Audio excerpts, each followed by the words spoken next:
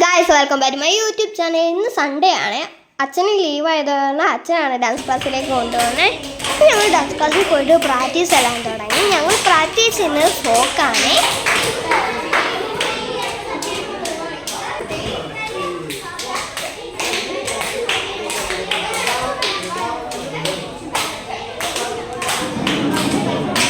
ഞാൻ എന്തിനാ ഇങ്ങനെ ഇരിക്കുന്നതെന്നറിയാവോ?